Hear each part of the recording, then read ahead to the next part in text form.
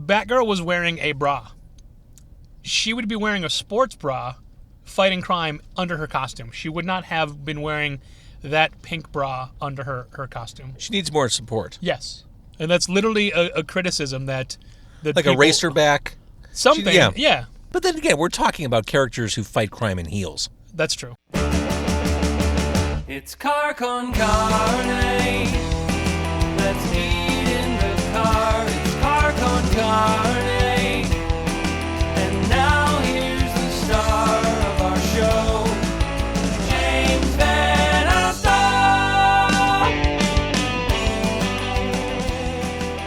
I've been avoiding fast food on Car Con Carne. The idea being I wanted to go to original, independently owned dives.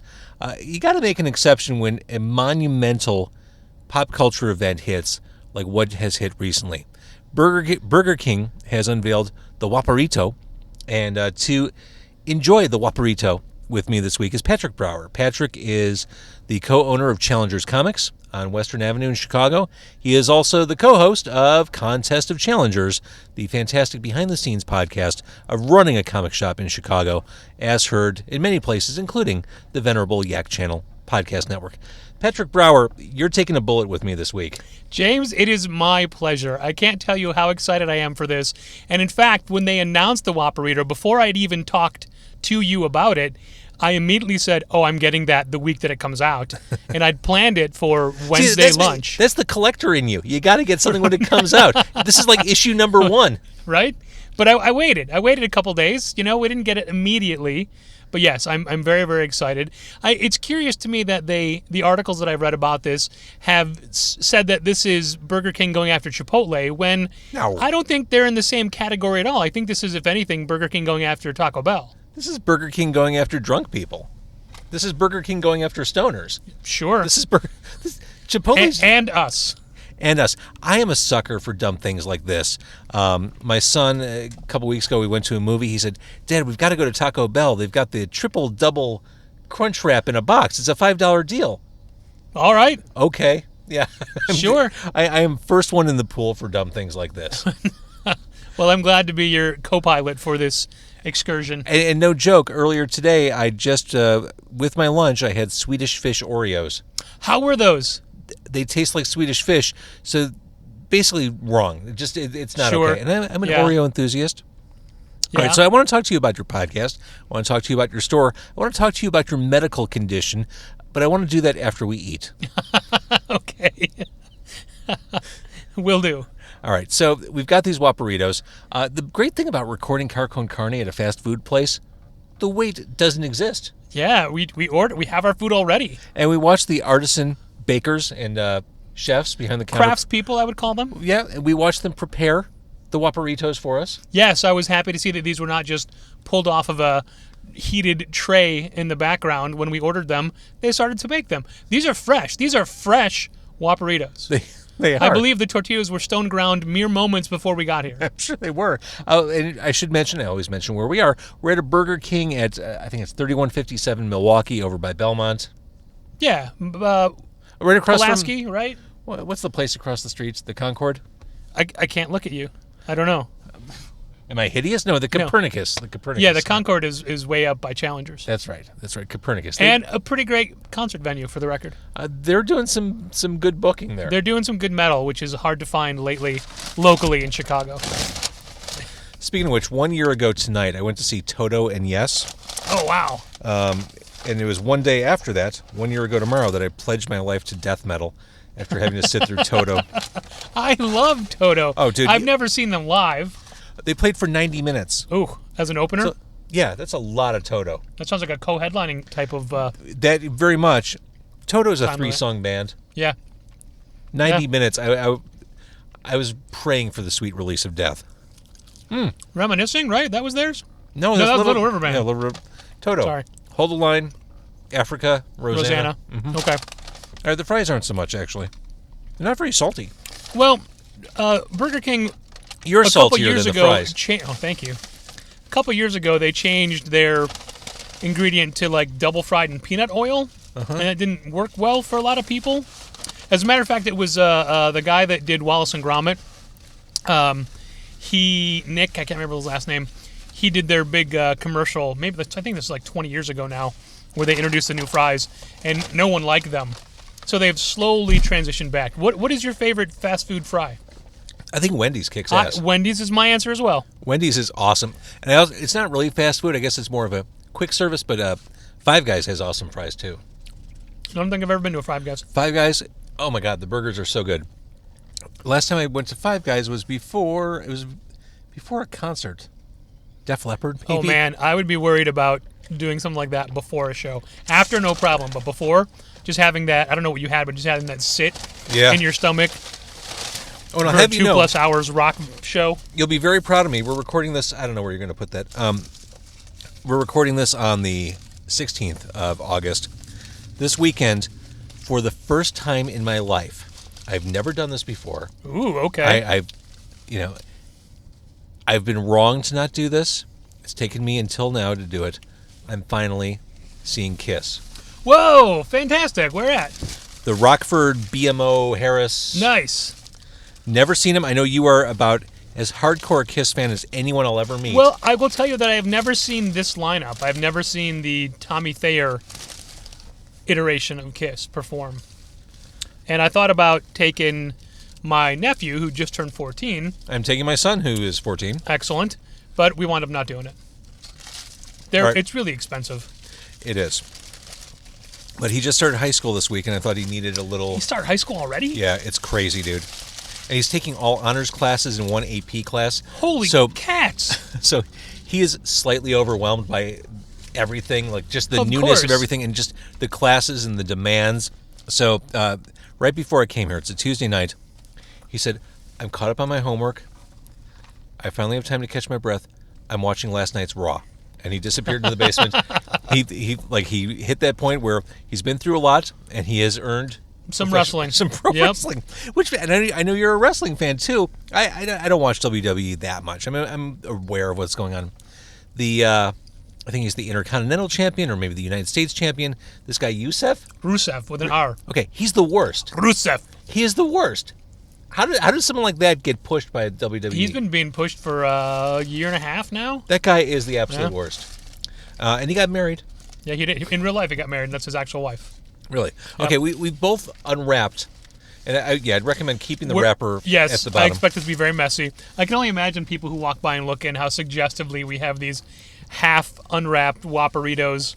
You know, they're much thinner than an average taco joint burrito would be. Although But that's this probably is for the best. This is a pretty dense. Yeah, no, there's some weight to it. All right, so it's going to be weird. Let's both try this. I think it's Okay. probably just going to taste like a Whopper in a tortilla. You got to take a deep bite to get past the folded ends. Mm-hmm. Oh, there's a kick to that sauce. Do you feel that? I mean, Yes. taste that. I don't mind it at all. Mm-mm. Yeah, there's like a jalapeno kick in there. There's a little bit of a burn. That is unexpected. It does not have the. It's got a slight Whopper taste. Mm-hmm. Oh, crap. First spill of the night. James, that's why I'm wearing a bib. Uh-huh. I wore a vest that I could get messed up knowing what we're eating. When This I have is a bib definitely... cooked in. I didn't expect any heat. I'm getting heat. Yeah. Not a lot, but some. So that alone is making it less Whopperish. And making it a true Whopperito. Definitely. Oh, this isn't bad. I mean, No. it's ground beef in a burrito. Yeah, and it's got lettuce and tomatoes and the still the thick Whopper pickles. Is there any cheese in here? That's a good question. Oh, there's a cheese sauce. Okay. I know this because I saw the commercial. I didn't actually watch them put it I on. don't think I've tasted any yet. Me neither, but I think there's... Here, look. I think that's some of it down the side of mine. If we really have a grudge against ourselves, we can go to Taco Bell afterward. It's right next door. It literally is. They're connected. And Patrick, you asked the woman behind the counter, have you tried the Whopperito yet? No. Will you? No. I mean, just not even Nope. playing the game. Not even... I don't know. When a really good comic comes out, and I think that it's something that a lot of customers would want, I make sure all the employees have read it. I wonder if they have special ground beef or if they just take Whopper patties and grind them up. I can't imagine they do anything special for this. And yet, I mean, aside from having to get the tortillas, you really don't want. They don't. I'm sure they don't want to have a whole new station just to make something like this. exactly. Now, I contend, McDonald's and Burger King are forever locked in battle. Yes. It's like Superman and Lex Luthor. I'm going to keep making comic book references only because you're here. I don't believe it's only because I'm here, but okay. But since you're here, I should be a little less obvious, a little less mainstream. It's like Doctor Strange and Dormammu. Like it. I've always felt the Whopper was the superior burger opposed to the Quarter Pounder, Big Mac, etc. Agreed, and I will forever prefer grilling over frying. I was mentioning inside the Burger King that I was a big fan of last year's, whatever they called it, black bun Whopper. Not just for the novelty of the black bun, but because they baked A1 into the bun. And a Whopper with A1 is way better than a Whopper with just mayonnaise. Yeah. And a black bun is way more metal Absolutely. than your traditional bun. But I never did the angry Whopper, the red bun with the hot sauce. The one thing I haven't tried, the chicken fries. The poster they have for it, the chicken looks so sad. I tried them, they're not very good. There's way too much breading and not nearly enough chicken. I did it once for the novelty. Is the kind heat, of like this. Is the heat adding up for you? It kind of is for me. Maybe a little bit. Kind of. I guess when you're not eating, it's more there. But when you're chewing, you don't feel it. This, for a fast food item, this is fine. Yeah, absolutely. Definitely not something you want to eat as you're driving. No, definitely not. I'm having a hard enough time eating as we're stationary. Yeah, literally, in the as parking lot. we're getting deeper, it's getting messier. There's more food right up to the rim. It's very well packed. It is. It's dense. As you said, it's dense. Yes. Yes. All right. So as we move through this, you've been doing your podcast, Contest of Challengers, for 8 years. 7 full years, but that's like 9 separate years it's been part of. 2009 through today. Now, at the time you started it, pretty unique. I mean, not a lot of retail places thought of a podcast as a logical brand extension. I think that's the case. For us, it was an added value. Like, we're always trying to think of things to give people a Challenger's experience when they're not necessarily in the store. Meaning what? Meaning keeping us on their minds, but giving things that remind them of Challengers, or giving them product, not that they're buying, but giving them entertainment, giving them value while they're not at the store. And that's taken the form of our weekly sketch blog called Challengers Assemble, where we pick a different theme I like that each a lot. week. Thank you. It was actually a customer who suggested it, and we've been doing that for several years now. We're up to number 234, I think. And on a whim, my nephew Parker, 4 years ago, I asked him if he wanted to start doing video reviews for the store, specifically for Sidekicks when we had for the younger readers room we have. And he was 9 when that started. That's He's amazing. still doing it. He's only ever missed 1 week. That's amazing. So he's at episode, 210 was this week, I think. That one of the things that we have a hard time doing is knowing when to stop something. There have been some lean weeks with the art blog where there's maybe 2 contributions. And then whenever I think about, well, maybe it's time to wrap this up, then the next week I'll have 5 people who've never been before say, hey, I want to do it this week, that kind of thing. So, yeah, we'll as long as people are interested in doing it, we'll keep doing it. I'm not getting any cheese in this. I think you're right. I've torn through this whole thing. I'm getting no cheese. And really no pickles. Oh, my God, you're done. I eat quickly in general. I eat really... Your trick is to make me talk. Right, well, I eat really quick when I do car con carne because I know I have to keep talking. Okay. So the sooner I finish the meal, No more talking. the more focused I can be on actually initiating conversation. One of the things I like best about your podcast is that you can eat and talk. The few times that we've recorded a Contest of Challengers and either had a snack or if I was running late and I have a bowl of Thai food or something in front of me, we always get comments from people saying, "Don't eat while you're recording." It's repulsive, and I know that. It's so funny. Here's a garbage bag. Pickle. Oh, there you go.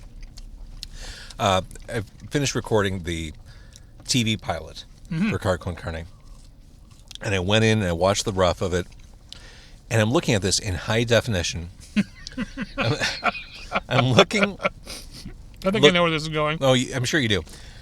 I'm sitting there in my car next to Scott Lucas from Local H. I'm wearing a black T-shirt, not unlike what I'm wearing right now. And there are crumbs all over my chest. We're eating at Burger Belly. And as I'm talking to Scott, conducting an interview, talking to him about his band, there's me with just a shelf of crumbs resting on my belly in glorious high def. I think the best part about that is that people will look at that and say, "It's not just me." Well, it's funny. I brought it up to the guys who shot it at the TV station, and they said, "Well, no, you're the everyman. That you should be the guy spilling on his shirt." Did you bring it up into hey, good looking out, thanks for telling me? No, I didn't. It's one of those things. Let the crumbs fall where they may. Mm-hmm. And I learned a while ago just to let it happen. I can never look the way I want to look on television unless I lose like 75 pounds. No one does. Yeah, it's going to be what it's going to be. I feel bad. I think I keep adjusting my napkin, and I think that's going to come through in the microphone because it's right at the microphone. I've got headphones on. Doesn't sound that bad. Okay. I'm monitoring the whole thing. Good for you. You're a professional, James. So, all right. So you've been doing the podcast, and it's an expression of challengers. You've never been a broadcaster. No. You have a very natural, I guess this is why your store is successful. You're a very inviting, gregarious person, but you have a very natural knack of keeping the conversation going. It's because I never shut up, usually. I think that's part of it. But you're good with the segues. You're good with flow. And W. Del Bush, your co-host and co-owner, is as well. It's just, it's interesting. You guys decided to do it, and you took to it really well. I think it's because we both have a lifetime of retail behind us, and the majority of retail is talking to people. Right. We see, at Challengers, we see the same people every single week over and over. We see people way more often than we see relatives and friends and people that we want to see. For sure. So they become extensions of your family, really. I mean, obviously there's different levels of familiarity you have with people, but I equate being a comic book retailer to being a bartender because you see the same people all the time and you get to know their life stories. And they don't necessarily get to know yours, but and you can make recommendations. Like, yeah. Oh, hey, you had that drink. You might like this rum drink. But with you, it's, hey, you like that Brian K. Vaughan book. Perhaps you'll like this book. Yep. So I think I got like a quarter of it left, not like a half. You're making progress. As what far do you as think? I'm sorry, I'm cutting you off. What do you think this would? What would you add to this as a barbecue connoisseur yourself? Well, the cheese would help. I think less meat. I think there's almost too much. It's a good call. Because I'm not getting enough.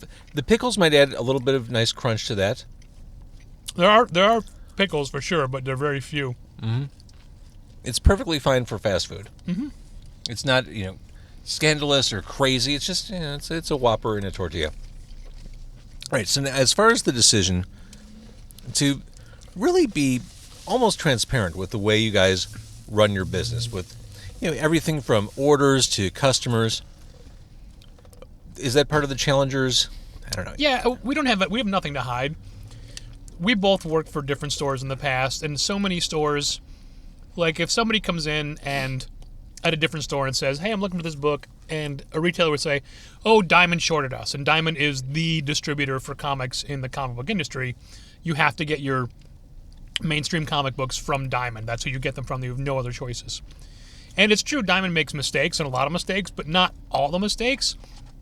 And we used to work for a place that would just say, just blame Diamond. Like, but we didn't order it. Like, yeah, just blame Diamond. We don't want to do that. Like, we will blame Diamond when it is Diamond's fault, but we will tell you it is when it's our fault when it's our fault. It's not like we made a conscious decision to say we're always going to be upfront and tell the truth, but that's just the kind of people we are, so that's what we do. And that's what makes the podcast interesting, and that's, for people who haven't heard the show, I explain, they talk about comics, but really the machinations of how a small retailer operates, I think it's fascinating. I think everyone is interested, whether it's a show like yours or any kind of biographical reality sort of thing. People like to see how things are made and how things happen. I love knowing how things are made. I love behind the scenes. That's why I was quizzing the girl behind the counter, just to see what the reaction to this thing has been, because I'm interested in that in every facet of things I can consume. And by that, I don't mean just eating. I mean buying, watching, listening to. Are DC and Marvel, we'll talk a little comic stuff here, are they just both off the rails completely at this point? Well, DC just restarted everything. They rebirthed themselves. But it seems like they made things even more confusing somehow. I think that DC Rebirth is doing very well for us. And books that we were selling like 7 to 9 copies of, we're now selling like 30 to 40 copies of. And that is a crazy huge difference, which we will absolutely take. And what they're doing is they said, hey, we're putting out too many books, but people will always buy Batman. People will always buy Superman. So we're going to double the frequency of those titles. And it's working because the people that were buying Batman are now buying 2 Batmans a month, and 2 Supermans a month, and 2 detectives, and 2 Green they brought the Lanterns. price point down too, didn't they? They did. They dropped the price to $2.99, which I can't tell you how many times in the last couple weeks I've rung somebody up and looked at the register and said, "Is that it?"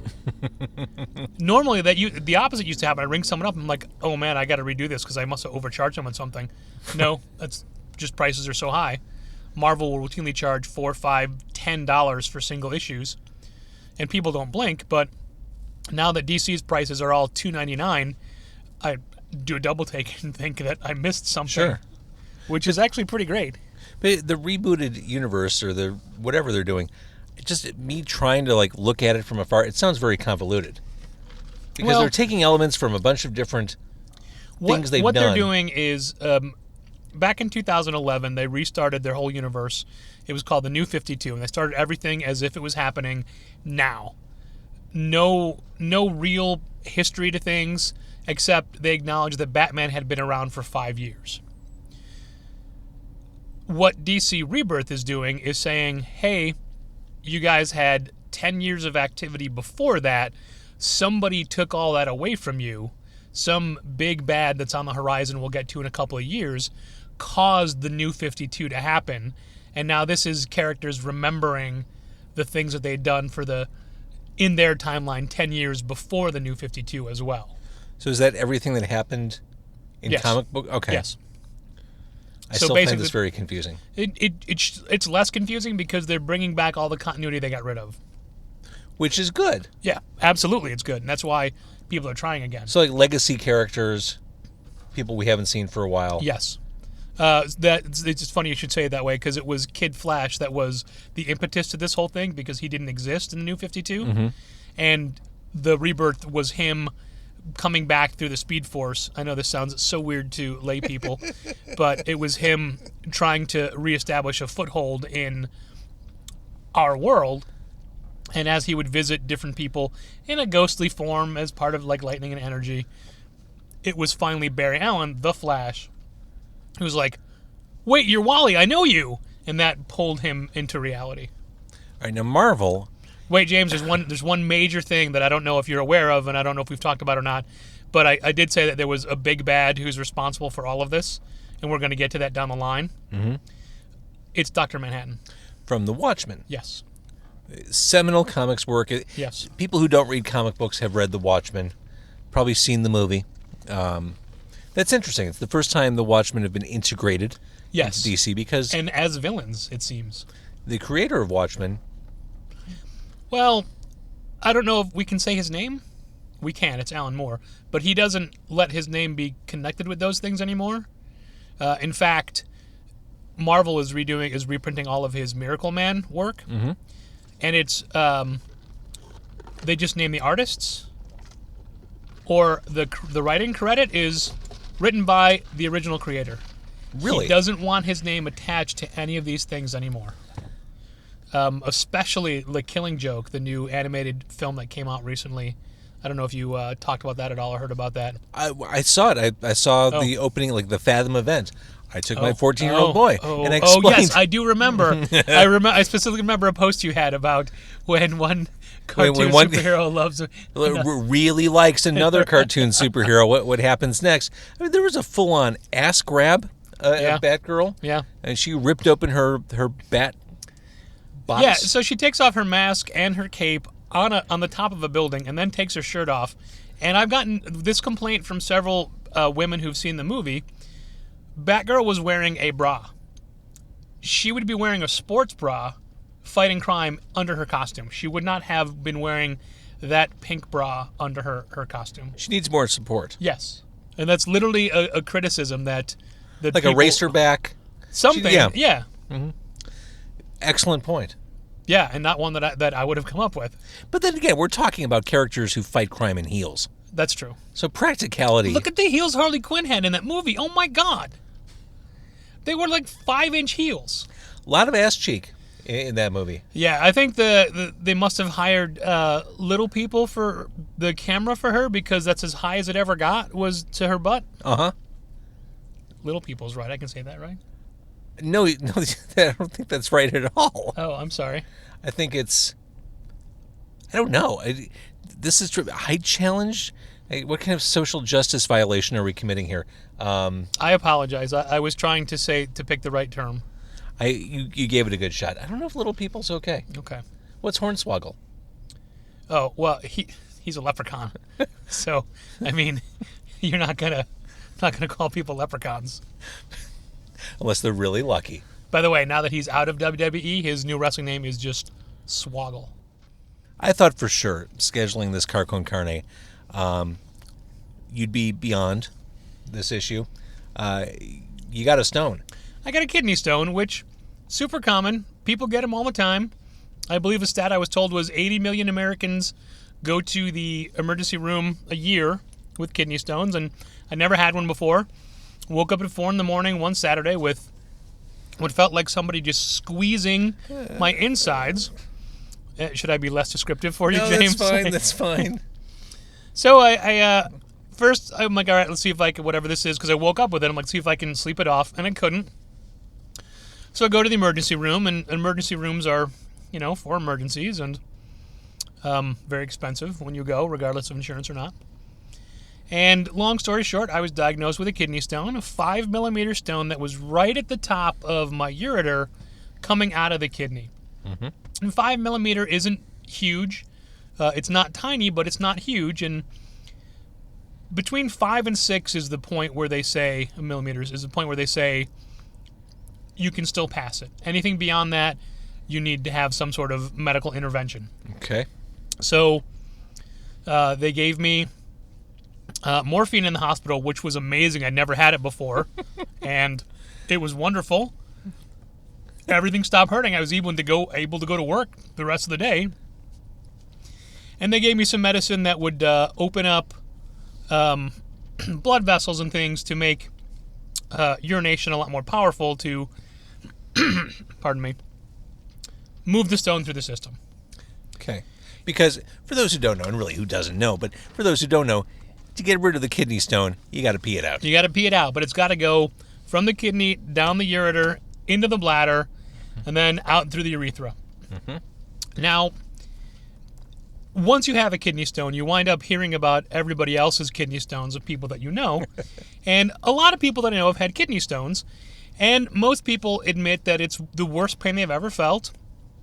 And it was the worst 2 or 3 days they ever had. And there it is. The worst 2 or 3 days. When mm-hmm. were you diagnosed?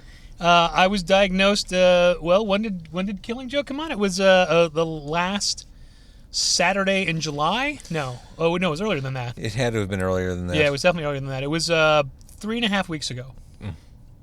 Yeah. 3.5 weeks. Every morning you're waking up thinking, this is the day. This is the day. Yeah. Mm-hmm.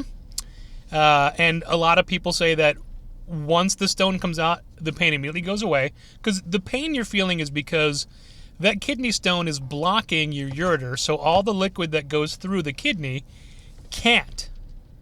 And it just backs up, so the kidney swells up because all this this liquid and everything that you're passing through your system has nowhere to go. It's like straining chicken stock. Yeah, sure. But, luckily you have a second kidney, so when you're eliminating your waste, it splits and goes half and half. So I can only my dad only has one kidney. I only imagine what this would happen to him. Like he'd be in serious danger because nothing be getting through. Right. And the ER doc's like, here's 2 days worth of painkillers and 2 days worth of Flomax. Good luck. Flomax is the big P. Yeah. Yeah. Good luck. Well, it didn't go away, and it didn't come out.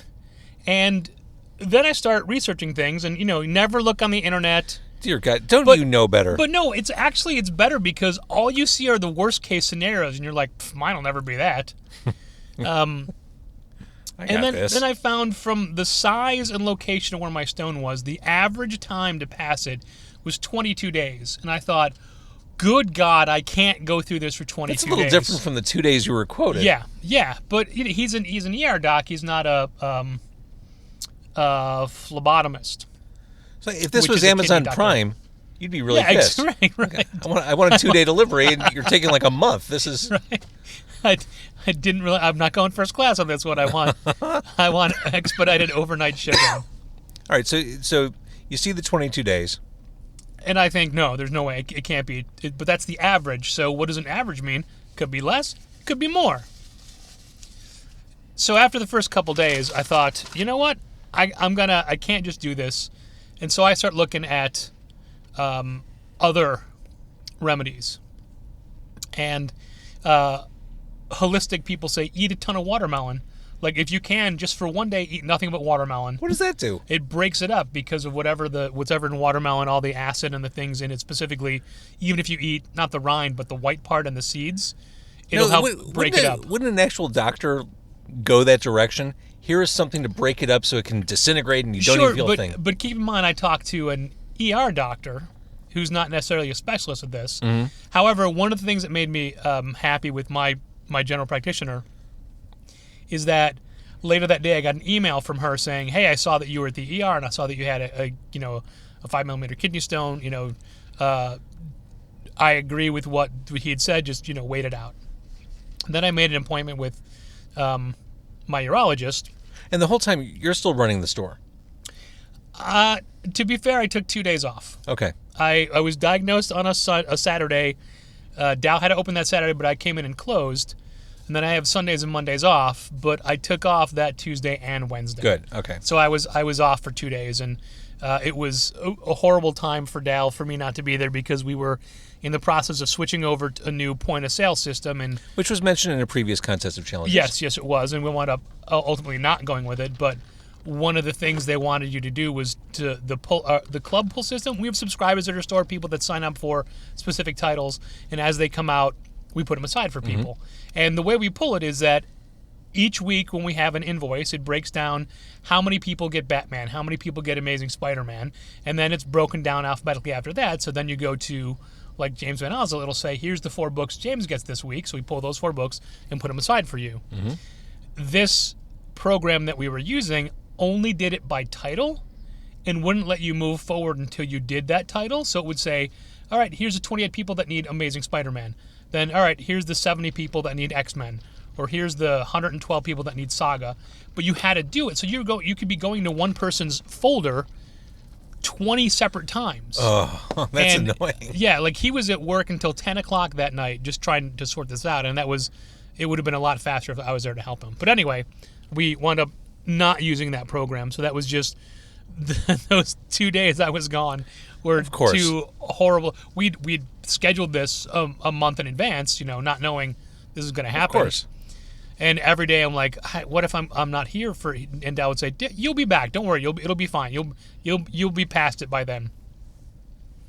And I took a lot of like GNC type of store, non-FDA approved pills called Stonebreaker. They're like 5 giant horse pills you take a day. Aren't they playing at J.J. Kelly's in Lansing? They are at Shark City, I believe. Okay. Yeah. Oh, J.J. Kelly's. What a great... It's long gone, man. Long gone, J.J. Kelly's. I made that drive a bunch of times. Me too. And then this same a chemical that you drop into water and drink, and it tasted like crap, and you got to drink that like 4 times a day. So you're thinking this will do it. Yeah, and I don't know what to tell you. There was a point where, I don't know if you've ever had a bladder infection. They're excruciatingly painful, and it burns like demons when you urinate. And when you're trying to pass a kidney stone, you're drinking a whole bunch extra fluid during the day. They recommend you drink 8 glasses of water a day. Well, I was up to 12 a day with this, so I'm peeing all the time, and it just killed. And then when I wasn't burning, it was throbbing, and it was hell. But on the plus side, that's what it feels like as the kidney stone lowers or gets into your bladder, so I've been told. So I thought, okay, at least it's there. Oh, one of the things I also never mentioned in this is that I had to strain my urine every time I peed, just in case it came out. Cause, Like you had to go into the pantry, grab a strainer? The ER gave me a strainer that I have with a very thin, fibrous straining part. So this is like panning for gold. Yes, because it's not just enough to pass the stone. You need to turn it in so they can figure out what kind and what it's made of. Do you redeem it for a prize? Yeah, the prize is no pain. So they could figure out why you got it in the first place. And then, get this, for a full day after you pass it, you have to collect all of your urine in a jar and keep it in your fridge so like they can test it and find out more things about it or whatever. Which is great when you have a roommate. I never, yeah, right? I don't have any jars to put urine in. You have I seal it. I imagine I'd want it sealed so it don't knock it over or anything. Or I'm not going to, oh, here's a pitcher we're not using. Well, we'll never use it again. And, yeah, but none of that that didn't happen. After 3 days, the burning went away. There's a great product over the counter called Azo, which is for UTIs or for bladder infection, and basically it's Advil for your bladder. The side effect, they should call it Bladville. They should call it Bladville. Lost opportunity right there. It turns your urine a very dark orange for like 3 days. So you're like, what happened? Oh no, it's okay. It's the medicine. It's fine. And so that it helps numb everything down there. But yeah, so the burning went away, and I actually my GP had sent me for a kidney ultrasound just last Thursday, and I've never had an ultrasound before. And you see them on movies and TV all the time where they have the gel and they put on it and they're like, oh, look, it's a boy or whatever. Right. What they don't tell you is they dig that sucker into you, and it is so uncomfortable. And it was a half an hour procedure, and the whole time I'm just gritting my teeth and like death gripped on the side of the bed that I was on in the hospital. Just like, oh, come on. It's not that it's an excruciating procedure. It's a very uncomfortable procedure, and it's just digging and moving. And then I guess the guy that was doing it was a trainee, so his boss was like, well, let me take a look and see as well. It's like, I have to go through this whole thing again. But my kidneys came back, normal functions, no visible stones, although it's questionable whether ultrasounds can see the stones or not, and no swelling, which was a major concern because of all the pain. Basically, your muscles freak out because the kidney is swelling up and fighting against it. The muscles are like, no, stay in there, like trying to push it back together. Man. So that's where we're at. I've learned a lot about kidneys and their function. And my urologist, who this whole time I've seen for maybe 5 minutes total, I'll go in. He's like, you seem fine. Come back in a week. And then, well, come back if there's like serious pain. Never looking at charts or the CT scan from the beginning, or just, but the urologist is from below the kidney. It's a phlebotomist. That's the kidney and above, and the GP that handles everything else. So I felt like I was being very well looked after half the time. So in the meantime, you're just waiting for this thing to pass, hoping it's not too excruciating, Yeah. and you've got a jar of pee in your fridge. Well, I don't have that jar yet because I haven't passed it, but that'll be something to look forward to if it passes. And it's possible those holistic remedies could have helped dissolve it, and there have been many documented instances where people who had kidney stones, they just go away. Like, okay, we haven't passed it. Let's do another CT scan. There's nothing there. And of course, there's people that have been diagnosed with plenty of kidney stones that never passed them. Dow has, years ago, he was being x-rayed for something else. You're like, hey, by the way, you've got a bunch of kidney stones, but either they never separate from the kidney and go anywhere, or they just dissolve. Someone else online had described it like the formation of rock candy. The way that is made, it can also be unmade. Rock candy can dissolve under the same circumstances which made it, so it is possible that the calcium in kidney stones can dissolve. And for the record, I have a... Wow, I think this is such a weird... We talk a lot about kidney stones. I feel like I know exactly what caused this, because a lot of times, like, why do you have one? I don't know, it just showed up. I had some serious heartburn for like a couple of weeks just at night, so I was throwing down Tums like they were candy, and I'd be doing like 3 or 4 at a time, maybe twice a night. And your mouth was never more chalky. That's right. But that's all. Oops, sorry. All that is calcium, and that's a way too much of a calcium intake for suddenly. So that's my guess. I don't know for sure. I can tell you I have not had Tums since then. So in the meantime, every time you go to the bathroom, you think this could be a life event. Mm-hmm. I bet you're over that. I am. For some reason, I just assume that it's never going to pass. It'll just be, well, we don't know. It's just a mystery. Just your cross to bear. It did flare up a few hours ago tonight, and it's so much so that I went to pop some Advil, which, by the way, they gave me hydrocodone at the hospital, and that's what they gave me 2 years ago when I had abdominal surgery, and it doesn't do anything for me. I'm not a fan of it, even though it's now reclassified as a dangerous, addictive drug. So I don't take it. I just use Advil, which for me is a miracle cure for everything, and Advil was doing great. I started 4 at a time because my doctor said, you can up it to 4 if you want, but I slowly weaned that back down to 2 because I was literally on Advil for 2 weeks straight, like 24 hours a day. Yeah. And also the Flomax makes me super dizzy, so I quit that after 2 weeks. All right. Well, I hope this resolves itself. Thanks. Sooner than later. I really, in my wildest dreams, I did not think. I honestly, I don't think there's going to be a set ending to this. I think it's just going to be, it kind of went away. So in comic book language, this is an ongoing series. You thought it was going to be a one-shot or limited series, but it's an ongoing... it's an ongoing series. Yeah, it's just going to... We're on... This is like Action Comics. We're in the mid-900s right now. That's right. Oh, man. All right, so looking ahead, excuse me, to what's coming up in the world of comics, what excites you? When someone comes in the store this fall, what do you think they're going to be excited to read and see? Well... Marvel has changed all of their books to seasonal format, and which I think is weird. I agree, it's super weird. They're doing it again this October. They have 34. Wait, is it 30? How many was it?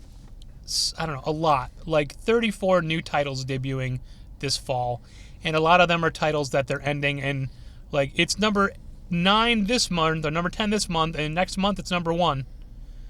Why are you doing that? Basically, if a character is not selling for you, rest it. There was a time when there wasn't a Thor book for like 5 years because they didn't have a good Thor pitch. So like, all right, let people miss him, then we can bring him back. Sure.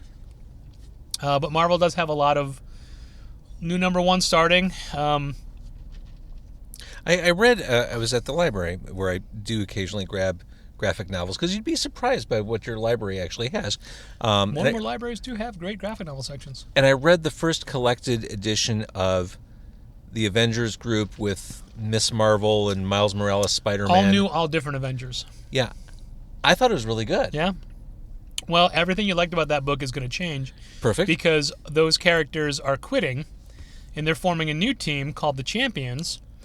Marvel finally got the rights to the name Champions back, so it's going to be their teenage team, and it's Ms. Marvel, Miles Morales, Nova, Viv, the Vision's daughter Viv, Totally Awesome Hulk, and Cyclops.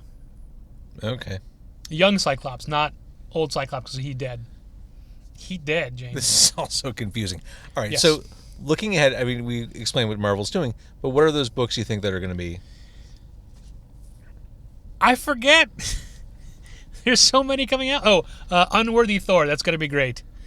Basically, Thor is currently a woman because the man Thor Odinson, became unworthy to hold Mjolnir. And as you know, whoever is worthy to hold Mjolnir has the power of the mighty Thor. And that's the hammer. Yes, that is the hammer. So this is the story of the unworthy Thor, what he's been doing. Okay, that's cool. Yeah, it's Jason Aaron who's writing it, who's also writing the Mighty Thor book, and that's going to be spectacular. What I'm hoping for is something that comes out of nowhere, like Vision. Vision was a book that was last fall's one of Marvel's launches, and like, oh great, they're doing a Vision comic because he was in the Avengers. They're doing a Scarlet Witch comic because she was in the Avengers movie. The Vision comic is the best comic on the stands right now. It is amazing. It is just a drama, a family drama. The Vision jettisons his emotions, not that he can't have anymore. He just got rid of all the ones he had. Builds himself a family, a wife and twin kids. Moves to the suburbs of Washington, gets a job at the White House, and this is just the drama of his family. And it is heavy, it is dark, it is amazing. It is a wonderful, wonderful series. It's hard to call it wonderful because it is a tragedy. It is far and away a tragedy, but I love it. I love it so much. It's really good. It's by Tom King, who's a writer who is on fire now. He just took over Batman with the Batman Rebirth stuff, and he's doing a great, I was going to say wonderful again, but he's doing a great book about, it's called The Sheriff of Babylon, and it's basically the most realistic version of the Iraq War, and it's full of intrigue and espionage and a ton of characters and twists and turns, and it's so complex that I recommend people get it in trade format. And Sheriff of Babylon and Vision are both 12-issue series, so there'll be 2 collections each, and it's done. It's not going on forever. Ongoing series or long-form series with the same creators don't really exist in the comics industry so much anymore unless you're Brian K. Vaughan doing Saga or Paper Girls. For the most part, like Chew is coming to an end at issue 60, and Revival is coming to an end. Nothing goes on that long anymore, and if it does, they frequently have creator changes, so it's refreshed and it's a new story arc. You don't get long-form stories anymore. So for someone who likes going to the superhero movies, who maybe has never set foot in Challengers or a comic shop in general, someone who saw Civil War or Batman v Superman or Deadpool or X-Men Apocalypse, any of these big movies with the big names, is there a title that you'd recommend for someone who just has that kind of... Yeah, well, we would tailor it basically to which of those movies they saw, because if they saw Deadpool, we're not going to say, hey, you should read Justice League. We're not going to say, you like Civil War a lot? Well, you should read the Superman book. But definitely there are, if you come in saying, hey, I saw the Deadpool movie, what should I get? There's 5 or 6 Deadpool books we could recommend off the top of our heads that are perfect starting points for that character. If you like Civil War, there's a Civil War book. It's not specifically that story, but it's those characters on opposite sides of a major hot-button issue. So there's definitely parallels that can be drawn that you would like. For X-Men stuff, we would... Honestly, with the X-Men, there's so many great old stories we would take you to. There's no classic X-Men stories being told now. Nothing that'll stand. It seems very confusing. Yeah. And it seems like it's been that way for a while. Yep. But there's Dark Phoenix Saga. There's Days of Future Past. There's Extinction Agenda. There's Inferno. There's things that you can say, here are X-Men stories that stand the test of time. How about Spider-Man? Which Spider-Man, James? Well, let's say I saw Civil War and I loved the version of Spider-Man I saw in that movie. Okay. Well, honestly, the version of that Spider-Man is more like along the lines of Miles Morales, who is the black Spider-Man who's out now, because he's a teenager, he's in high school, he has these relationship problems. In the Marvel Universe, Peter Parker is now basically Tony Stark. He is the head of a multi-billion-dollar corporation called Parker Industries with offices in every city around the world, and he's an inventor. So the down-to-earth, wisecracking, I'm going to beat up the Vulture on the streets of New York Spider-Man is now Miles Morales, the younger version. Love it. I have a Spider-Man Lego keychain, in fact. You know what? I saw that. I saw that when I got in the car. Yeah. He's faceless, though. Well, his face is rubbed off. Sure. Over time. I do love Spider-Man. Spider-Man's a great character, and he was so well done in Civil War. That Spider-Man movie is going to be exciting. Yes. Is the Vulture the villain? Yes. Well, the Vulture's a villain. That concerns me. It's Michael Keaton, though. I know He it's was Michael Birdman. Keaton. He can play a bird character. This was my problem. I mean, I had a lot of problems with the last two movies, but Sure. they chose all the wrong villains. Right, but they don't want to do anybody they've done before because you've seen that. There are And two slam dunks. There's Kraven, there's Mysterio. we don't know that they're not going to be in this. All we know so far is that Vulture is for sure, but Vulture can't be the main villain of this movie. No. Yeah, all we know is he's in it. All right, so Contest of Challengers, heard on yakchannel.com. Also, you have a dedicated page for the... ContestChallengers.com. Your store is located... 1845 Northwestern, basically Western and Milwaukee, in the Bucktown neighborhood of Chicago. And you heard Patrick talk about comic recommendations. Challengers is the friendliest comic book shop you could ever hope to walk into. It is welcoming, no matter who you are, and you can Thank you, James. You can walk in there with no knowledge. All you need is an interest, and Patrick and Dal and everyone who works there will steer you in the right direction. With just a couple of questions off of what you like, what kind of media you consume, we can point you towards something we think that you'll enjoy very much. It's a totally great place. I do love your podcast. I love your company. Thank you. Whopperito? Thumbs up. I'll do it again. Yeah, I'll do it again. Why not? Sure. I need a huge throat clear. Hang on. Yeah, we're back. James, I'm excited to be on this episode of Car Con Carne because you and I go way back, and I count myself lucky enough to be involved in a lot of your entertainment endeavors of the past. See, And- I've done a lot of stuff, not a lot of which has landed. So, But you keep trying, and I love that I'm always invited to be part of it, whether it be Stun, your comic book podcast. Do you remember Hog Butcher?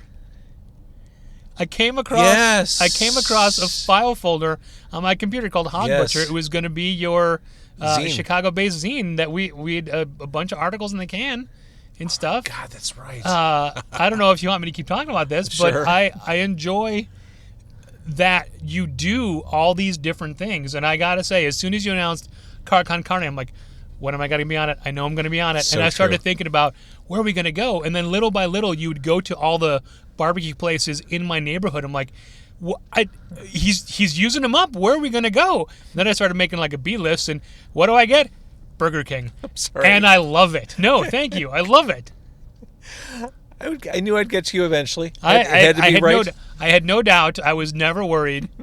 I would listen and be like, why do you have that guy and not me? Well, I mean, but when I started, the first year I had a co-host, and we didn't Yes. always have guests. Which I want to apologize to Mike Bratton because I feel like I stole his Whopperito thunder because he told you he was willing to come back to Chicago He for was this, just saying that. He and wouldn't I fly took back it. for... I took it away from him. He I'm wouldn't sorry, fly Mike. back for a Whopperito. He would never do that. And he's also really healthy. The dude bikes like 100 miles in a shot. I He's do. not- I bike 8 miles a day. Well, really? like 5 days a week. See, I got this Fitbit now. Check this Ooh. out. Went for a walk today. 13,000 steps That's and amazing. counting. That's great. It's not the norm.